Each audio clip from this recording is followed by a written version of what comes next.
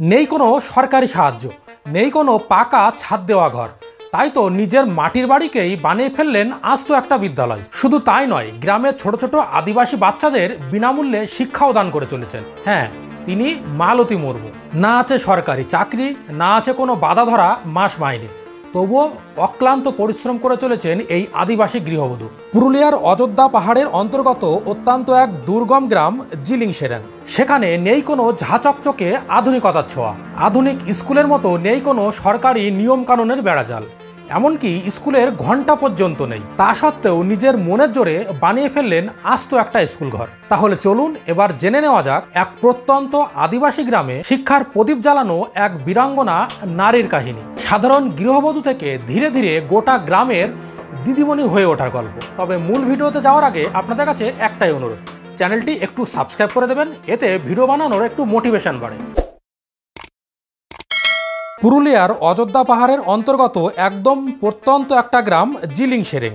সেখানে যেতে গেলে পাবেন না কোনো পাকা রাস্তা, এমনকি 20-25 কিলোমিটারের ভেতরে নেই কোনো দোকানপাট, হসপিটাল বা ডাক্তারখানা। সালটা 2019। আর 5টা সাধারণ মেয়ের মতো এই মেয়েটু বিবাহ সূত্রে আসে এই গ্রামে। ভদ্রমহিলার নাম মালতী মুর্মু। স্বামী চাষবাস করেন। বিয়ের পর দিব্যি সুখে শান্তিতে চলছিল তার সংসার, কিন্তু তার মনের মধ্যে যে অন্য চিন্তা। বিয়ের পরপরই তার মনে হতে লাগলো তিনি যেটুকু লেখাপড়া শিখেছেন সেটুকু দিয়েই সুশিক্ষিত করে তুলবেন এই আদিবাসী গ্রামের ছোট ছোট বাচ্চাদের। কিন্তু এই সব কিছুতেই বাদ সাধল করোনা। তা সত্ত্বেও তিনি নিজের উদ্যোগে 2020 সালেই খুলে ফেললেন ছোট্ট একটি পাঠশালা। চারিদিক খোলা, ওপরে অস্থায়ী ছাউনি, এবং ধীরে ধীরে সেটাই বদলে গেল মাটির ঘর এবং টিনের ছাউনিতে।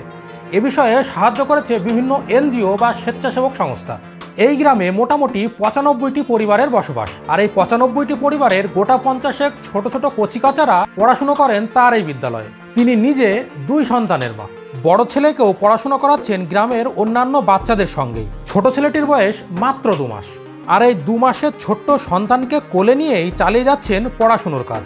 ঝড়, জল, বৃষ্টি, রোদ সবকিছু উপেক্ষা করেই সারা বছর চলছে তার এই ছোট্ট পাঠশালাটি। অক্লান্ত পরিশ্রম করে তিনি একা একাই এই সমস্ত ছোট ছোট কচিকাচাদের তিনি শিখিয়ে চলেছেন ইংরেজি ভাষাও।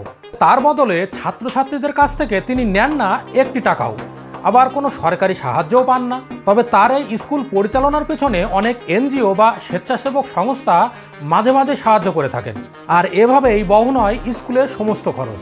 আর তার কাজে সাধ্যমতো সাহায্য করেন তার স্বামীও। কিছুদিন আগে কলকাতা থেকে কিছু মানুষ এসে বাচ্চাদের এই ড্রেসগুলো দিয়ে গেছেন, আর তাতেই বেজায় খুশি এই ক্ষুদে পড়ুয়ারা। সারা পৃথিবীতে যখন এই শিক্ষা ব্যবস্থাটা একটা ব্যবসায় পরিণত হয়েছে, ঠিক তখনই এইভাবে নিঃস্বার্থভাবে গ্রামের বাচ্চাদের লেখাপড়া শেখানোটা একটা অন্যরকম উদাহরণ সৃষ্টি করে।